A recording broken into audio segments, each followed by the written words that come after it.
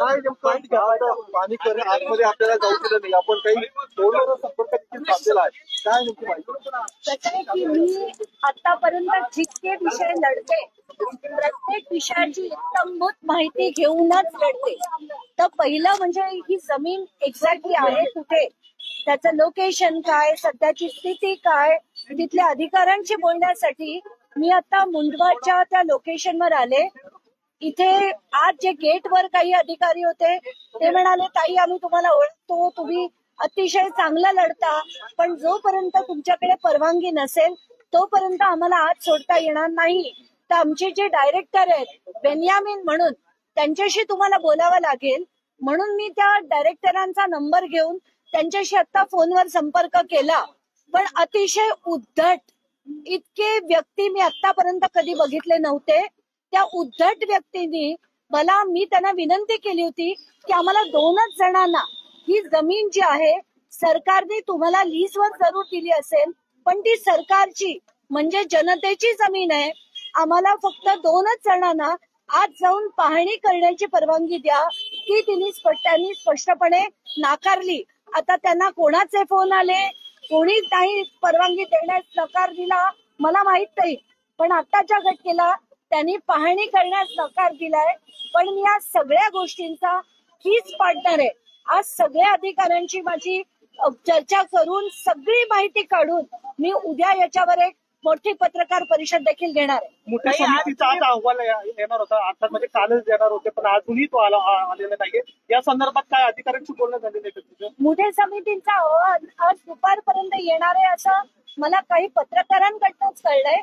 आताच्या घटनेला तो आला नाहीये, पण कुठचाही अहवाल आला, कुठलाच अधिकारी असं म्हणू शकत नाही किंवा कुठचीच समिती अशी म्हणू शकत नाही की याच्यात जे झालंय ते नियमाप्रमाणे झालंय असं कोणालाही म्हणता येणार नाही. त्यामुळे मोठ्या समितीचा अहवाल खरं आता काल येणार होता, तो आज दुपारपर्यंत येईल असं सांगितलं. तुम्ही आता जागेची पाहणी करण्यासाठी आला होता, नेमकी काय पाहणी करायची होती? कारण ही एक जमीन आहे, बोपोडीची एक जमीन आहे जी अमेरिका कंपनीच्या नावावरच होती, ज्यामध्ये पार्थ पवार पार्टनर आहेत.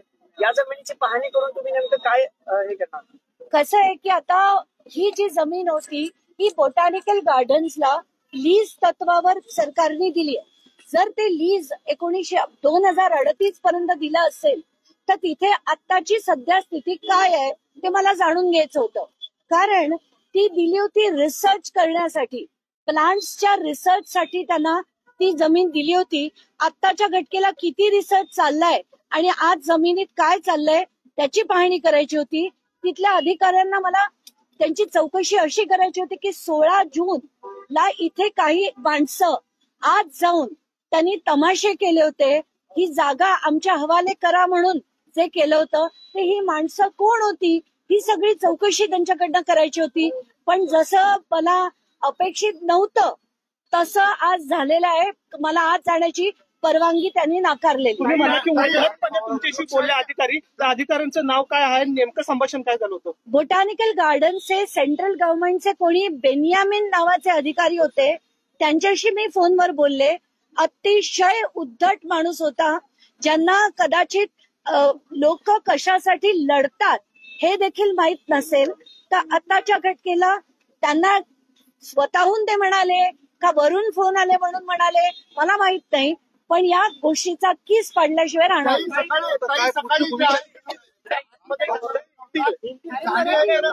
नंबर टाकण्यात आलेले की गाडी तोडताना गाडीचे नंबर टाकतात, अशा पद्धतीचा आतमध्ये सगळ्या गाड्यांवरती नंबर टाकण्यात आलेले. लोकशाहीच्या कॅमेऱ्यावर नाही, मला आता तुमच्याचकडनं ही माहिती मिळते की आतल्या झाडांवर नंबर टाकण्यात आले, काही साफसफाई करण्यात आली. मला तर आता असं कळलंय की तिथे बऱ्याच गोष्टीची लावणी पटापट केली गेली आहे, कारण आतापर्यंत इथे काही झालेलं नव्हतं. तर या सगळ्या गोष्टीच मला पाहणी करायची होती, पण आज जाण्याची परवानगी मिळालेली नाही. हा व्यवहार पवारांनी यापूर्वी सांगितलं की हा व्यवहार रद्द करण्यात आलेला आहे, मात्र प्रशासनाकडून नोटीस देण्यात आली होती की याची तिथे 42 कोटी आहे, तोपर्यंत भरत नाही तोपर्यंत हा व्यवहार रद्द होणार नाही. काल त्याला मुदतवाढ देण्यात आलेली आहे 7 दिवसाची. एक तर अजित पवार याला रद्द करणारे कोण? उपमुख्यमंत्री पद हे अनकॉन्स्टिट्युशनल पद आहे. हे पदच अस्तित्वात नाही. दुसरं, ते फायनान्स मिनिस्टर आहे. फायनान्स मिनिस्टरचा रूल्स ऑफ बिझनेस प्रमाणे ते इतर कुठल्याही गोष्टीत पडू शकत नाही.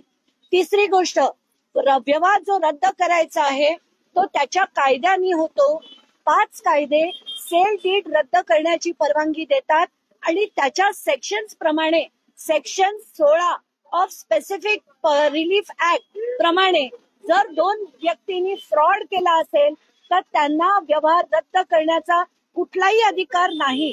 आताच्या घटनेला सुरुवातीला सांगितलं गेलं की 21 कोटी देऊन हा व्यवहार रद्द होणार. मग बावनकुळे म्हणतात की आम्हाला पैसे नको, आम्हाला तो व्यवहार रद्द करून हवा. त्याच्या पुढे म्हणतात की नाही 21 नाही 42 कोटी घेऊन हा व्यवहार रद्द होणार. पण लिगली हा व्यवहार ना अजित पवार रद्द करू शकतात, ना फडणवीस रद्द करू शकतात, ना नरेंद्र मोदी रद्द करू शकतात. कोणाकडेही ते अधिकार नाही. सिव्हिल कोर्टनी, कारण याच्यात फ्रॉड झालंय आणि हे जर फ्रॉड झालं असेल तर सिव्हिल कोर्टनी सिव्हिल आणि क्रिमिनल लायबिलिटी जोपर्यंत तपासत नाहीत तोपर्यंत हा व्यवहार कोणीही रद्द करू शकत नाही. जर सरकारने केला तर त्याला मी चॅलेंज करणारं पिटिशन हायकोर्टात प्रशासकीय अधिकाऱ्यांना भेटणार आहात, प्रशासकीय अधिकाऱ्यांना काय मागणी करणार आहात? माझी तुम्हाला सगळ्यांना विनंती आहे की मला आता याच्या पुढे बऱ्याच ठिकाणून बरीच माहिती जमा करायची आहे. तर आता मी कुठे जाते, कोणाला भेटणार आहे हे मी काहीच सांगू शकणार नाही. उद्या पत्रकार परिषदेत या सगळ्या गोष्टी उद्या नाही, उद्या मुंबईत. मुख्य पदावर असणारे मनोहर जोशी असतील, उद्धवराव देशमुख, निलंगेकर यांच्यावर जेव्हा आरोप झाले असे काही भ्रष्टाचाराचे गैरव्यवहाराचे, त्यांनी राजीनामा दिला. मात्र अजित पवारांवर सातत्याने आरोप होत आहेत, मात्र ते अजूनही काहीच बोलत नाही, काही होत नाही यावेळी. अतिशय महत्वाचा प्रश्न विचारलात. कुठच्याही माणसाला ज्याला जनाची नाही मनाची लाज असेल असा माणूस तात्काळ राजीनामा देतो. अजित पवारांनी सिंचन घोटाळ्यात जेव्हा मीच आरोप केले होते तेव्हा मी आणि विजय पांढरेंनी तो विषय लावून धरला होता. तेव्हा अजित पवारांनी संध्याकाळी 5 वाजता एकदा अचानकपणे राजीनामा दिला की या सगळ्या प्रकरणाची चौकशी व्हावी. आणि आता तेच व्यक्ती उपमुख्यमंत्री आहेत, पुण्याचे पालकमंत्री आहेत आणि असं असताना पुण्याच्या अधिकाऱ्यांमध्ये आता ही जी समिती काढली आहे त्या 6 पैकी 5 सदस्य पुण्याचे आहेत. काही या समितीकडनं आपण महाराष्ट्र अपेक्षा तरी ठेवू शकेल का की याच्यातनं निष्पक्ष असा चौकशी होईल? खरं अजित पवारांचा राजीनामा घेणं हे त्यांना जर मनाची लाज असेल तर त्यांनी तात्काळ दिला. त्यांचं म्हणणं काय? मूळ मालकांना भेटला होता आता, मूळ मालकांना घेऊन आलात, यांचं म्हणणं काय? तुमच्याशी काय बोलले ते? मूळ मालक माझ्याकडे घरी मुंबईला भेटायला 2दा येऊन गेले. त्यांचं म्हणणं स्पष्ट होतं की 2006 साली आम्हाला सांगण्यात आलं की ह्या व्यवहार नीट करून देईन असं त्या शीतल तेजवानीने त्यांना सांगितलं. ते का? कारण 2 वतनाच्या जमिनी केल्या होत्या. एक ही होती आणि एक वानवडी नावाच्या एका जागेतली होती. त्या दोन्ही वतनाच्या जमिनीपैकी वानवडीची जी जमीन आहे ती सरकारने परत रिग्रँट केली, तर ही सुद्धा रिग्रँट होईल असं जेव्हा त्यांना सांगण्यात आलं तेव्हा त्यांनी पॉवर ऑफ अटॉर्नी शीतल तेजवानीला दिली. कशासाठी? तर ती फक्त डॉक्युमेंटेशन बनवायला, रेप्रेझेंटेशन करायला, वकील अपॉइंट करायला, कोर्टात जायला आणि विक्रीची कागदपत्र बनवायला, विक्रीची सही करण्यासाठी कुठचाही कागदवर सही करण्यासाठी अधिकार दिलेले नव्हते. तरी सुद्धा त्या व्यक्तीने तसं केलं. मी त्यांच्यापैकी सगळ्यांना विचारलं तुम्हा कोणाला 1 वर्षात शीतल तेजवानींनी संपर्क केला होता का किंवा या प्रकरणाची हे सेल डीड होणार आहे याची तुम्हाला माहिती होती का? सगळ्यांनी सांगितलं कोणालाही माहिती नव्हती. म्हणजे त्यांच्या अपरोक्ष हे सगळे व्यवहार होत होते आणि हा सुद्धा एक खूप मोठा फ्रॉड आहे. या सगळ्या याच्यामध्ये तुमच्यावर पण आरोप होता, तुमच्यावर आरोप होता की तुम्ही सिलेक्टिव्ह प्रकरण हातात घेता. कारण गडकरींच्या संदर्भात तुम्ही म्हटलं होतं की सिरीज लावू, आणि पुण्यातच जैन बोर्डिंगचा ज्यावेळी विषय झाला होता त्यावेळी देखील तुम्ही भूमिका घेतली नाही. अशा पद्धतीचे आरोप तुमच्यावरती संग्राम जगताप यांचा त्यामध्ये सुद्धा आपण भूमिका घेतली. रणजितसिंह नाईक निंबाळकर प्रकरणात सुद्धा तुम्ही भूमिका घेतली नाही असा. हा, मला आता रणजित सिंह हा खूप चांगला प्रश्न विचारला. मुंबईच्या जेवढे हॉस्पिटल्स आहेत तर मुंबईचे हॉस्पिटलच नाहीत, मुंबईचे हॉस्पिटल, गार्डन स्विमिंग पूल, क्लब हे सगळंच्या सगळे राजकारणी घेत आहेत. तर मी जेव्हा काल एक ट्विट केलं की पदमसिंग पाटील हे जी जमीन हे शताब्दी हॉस्पिटल जे 500 कोटीचं बनवलेलं आहे ते 580 बेडचं हॉस्पिटल घेण्याचा घाट घातलाय, तेव्हा सुप्रिया सुळे यांनी असं म्हटलं की तुम्ही त्यांचं नाव घेतलं, पण तेरणा आता सध्या रणजितसिंह पाटील राणा जगजित सिंग चालवत आहेत. तर राणा जगजित सिंग त्यांचाच मुलगा आहे, बीजेपीचे MLA आहेत, त्यांच्या पत्नी राष्ट्रवादीत आहेत. तर हे जे घाण खिचाट राजकारण आहे ना, बीजेपी राष्ट्रवादी, कोणी आज इथे शिंदे गटात, कोणी उबाटा गटात, हे सगळं आमच्यासारख्या सामान्य लोकांना कळत सुद्धा नाही. कारण आताच्या घटकेला याच रणजित सिंग निंबाळकरांच्या पत्नी या राष्ट्रवादीतच आहेत, त्यांच्याकडनं त्यांना तिकीट मिळाले. मी काल बाईट्स देताना एक माझ्या बाईट काढून बघा, त्या बाईट मध्ये सरळ सरळ म्हटलंय की सगळे राजकारणी हेच धंदे करतात. एवढंच मी निंबाळकर हा वेगळा विषय, राणा जगजितसिंह हा वेगळा विषय. तुम्ही थेट सांगा, रणजित निंबाळकर सांगताय का राणा जगजितसिंह पाटील? मी जो विषय मांडते तो PPPचा मुद्दा मांडते. राजकारणी ही सगळी जमीन गिळंकृत करतात हा मुद्दा मांडते. मग तो X असो, Y असो, A असो, B असो, सगळे तसेच आहेत असं मी एकदा नाही 100 वेळा म्हणते. तुम्हाला मुरलीधर मोहोळांचा जेव्हा विषय आला तेव्हा मी मुरलीधर मोहोळांचा जेव्हा विषय आला, जैन त्या जमिनीचा विषय आला, तेव्हा माझ्यापर्यंत ते पेपर्स आले नव्हते, पण मी तेव्हा अमेरिकेत होते. त्या 2 प्रकरणात मी बोलले नव्हते, एक संपदा मुंडे प्रकरण आणि मुरलीधर मोहोळ प्रकरण. कारण ज्या दिवशी संपदा मुंडे यांची आत्महत्या झाली त्याच संध्याकाळच्या फ्लाईटनी मी अमेरिकेला गेले होते आणि तिथे ना माझ्याकडे टीव्ही होता ना 5-6 दिवस मला हे प्रकरण कळलं सुद्धा नव्हतं. आणि खरं तर मीडियाला मी जाताना सांगून गेले होते की तुमच्याकडे जर कुठची महत्वाची बातमी असेल तर मला कळवा, पण जवळजवळ 6 दिवसांनी मला हे प्रकरण कळलं. आता एक तर तुम्ही ऐकून घ्या की मी साधी सामान्य सामाजिक कार्यकर्ता आहे. मला जेवढं झेपतं तेवढं मी लढते, मला झेपेल तेवढं मी लढत राहीन प्राण जाईपर्यंत.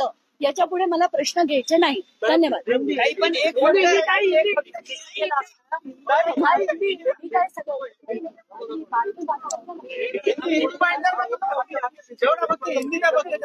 उसके ऊपर ना मुझे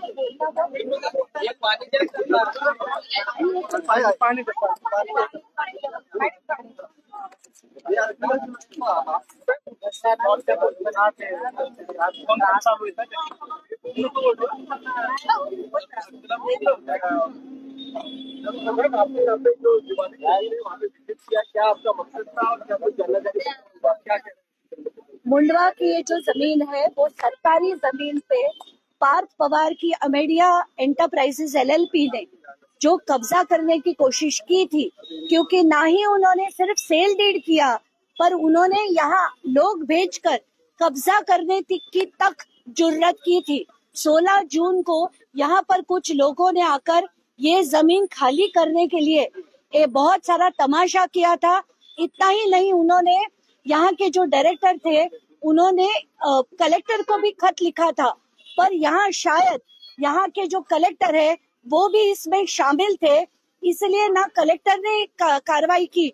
जून से लेके अब हम नवंबर में बात कर रहे हैं, तभी तक कोई कार्रवाई नहीं हुई.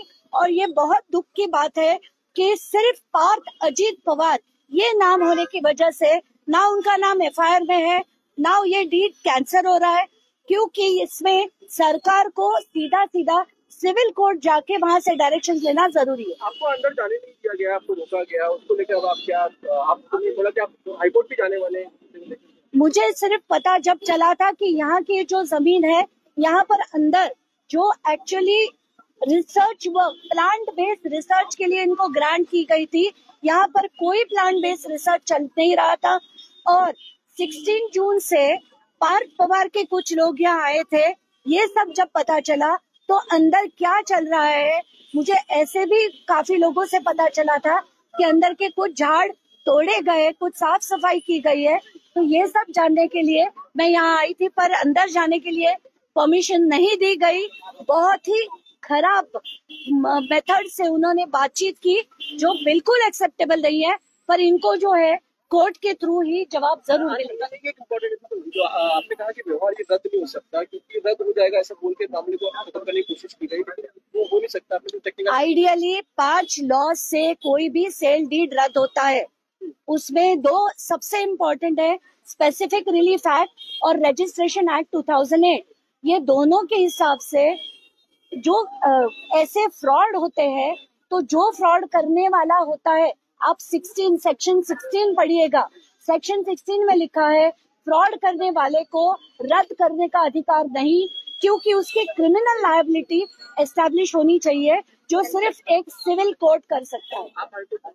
मैं हाईकोर्ट नहीं, पहले सिविल कोर्ट जाएंगे, उसके बाद हाईकोर्ट जाएंगे।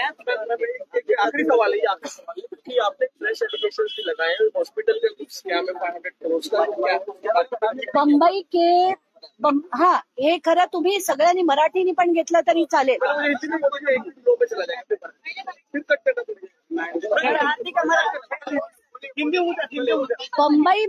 बम्बई में बीएमसी की करंटली कोई बॉडी नहीं है, ना वह सत्ता में कोई है, ना वह ऑपोजिशन में कोई है, और बीएमसी कमिश्नर को कोई अथॉरिटी नहीं है कि वो सरकार की जमीन, बीएमसी की जमीन किसी को ग्रांट करे।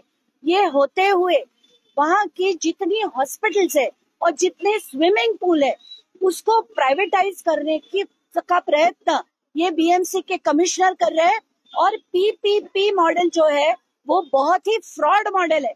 अभी 500, अगर हम शताब्दी हॉस्पिटल का उदाहरण लेंगे, 580 बेडेड हॉस्पिटल को प्राइवेटाइज करके 264 बेड्स ही अगर गरीब लोगों के लिए बचेंगे, और उसमें से बाकी बेड्स 300 बेड ये प्राइवेटली अगर वो अमीर लोगों को बेड्स देकर वहां से पैसा कमाएंगे, तो ये क्या लॉजिक है?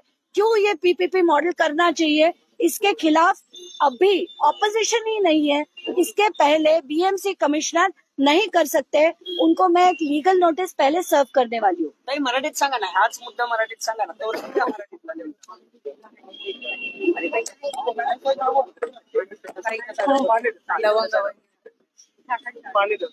मराठीत सांगा हाच मुद्दा जरा शांत राहा। सध्या मुंबईमध्ये कुठलंही बॉम्बे म्युनिसिपल कॉर्पोरेशन किंवा मुंबई महानगरपालिकेत ना सत्ताधारी आहे, ना तिथे ऑपोजिशन आहे। कुठलंही आत्ताच्या घटकेला बॉडी नसताना बीएमसी कमिशनरला कुठलेही अधिकार नाहीत की त्यांनी बीएमसीची जमीन किंवा बीएमसीचा पैसा कोणाच्याही घशात घालता येणार।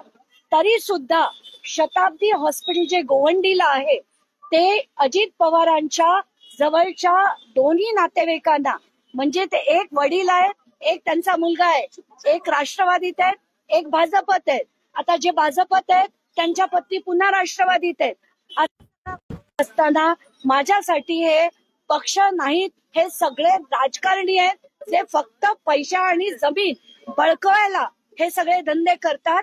कुठच्याही पक्षाचे असोत, हे सगळेच्या सगळे राजकारणी हेच धंदे करतात, आणि हे सगळे जनता मिळून आपण बंद पडायला हवे। हा चिन्ह पाहिजे